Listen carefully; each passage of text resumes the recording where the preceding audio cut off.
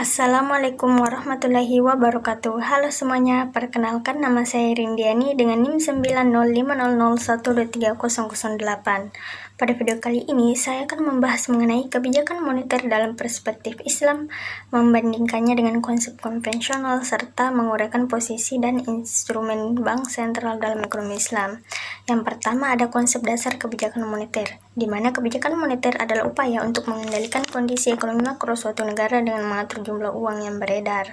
Tujuannya adalah mencapai pertumbuhan ekonomi yang tinggi dan stabil, menjaga stabilitas harga, dan mengurangi pengangguran. Dalam ekonomi konvensional, uang dianggap sebagai komoditas yang dapat diperjualbelikan untuk keuntungan, dan bank sentral mengelola suplai uang melalui pengaturan suku bunga, jual beli obligasi pemerintah, atau mengubah cadangan minimum bank. Kebijakan moneter dapat bersifat ekspansif atau menambah uang beredar, atau bersifat kontraktif yaitu mengurangi uang beredar. Yang kedua ada kebijakan moneter tanpa bunga dalam Islam. Nah, di mana pandangan Islam tentang uang berbeda. Uang dipandang sebagai alat tukar untuk menghindari riba.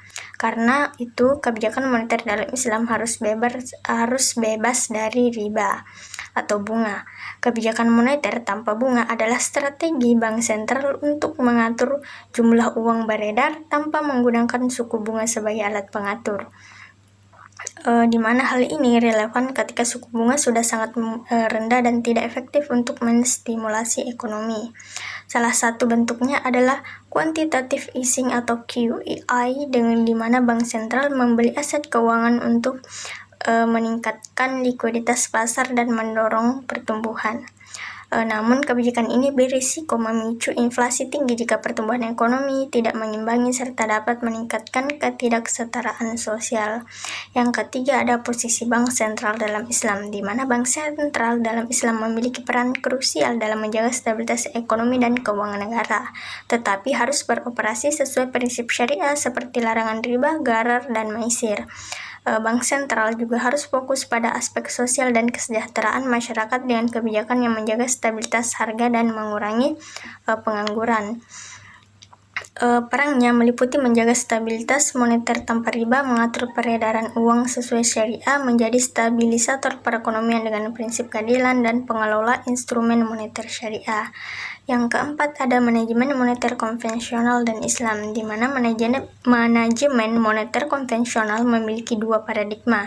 Yang pertama uang pasif, yaitu kesenjangan output sebagai kausal utama, suku bunga jangka pendek, dan nilai tukar sebagai sasaran.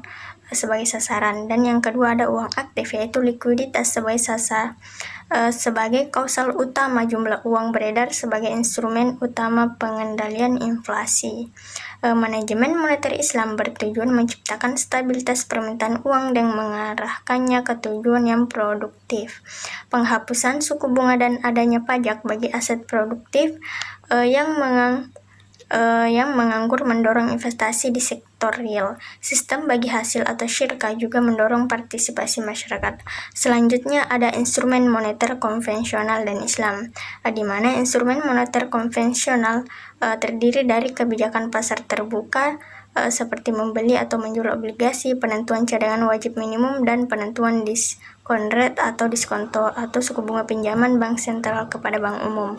Adapun instrumen moneter Islam yaitu ada reserve ratio, moral suasion, lending ratio, refinance ratio, dan profit sharing, serta Islamic suku. Selanjutnya adalah aplikasi instrumen moneter Islam, di mana aplikasi ini dirancang untuk memfasilitasi transaksi keuangan syariah dan menghindari riba, gharar, dan maisir. Contoh akad yang diaplikasikan ada mudharabah, murabaha, wakalah, musyarakah, serta ijarah. Nah, kebijakan moneter Islam berdasarkan pada keadilan, transparansi, dan keberkahan dengan menghindari bunga dan spekulasi.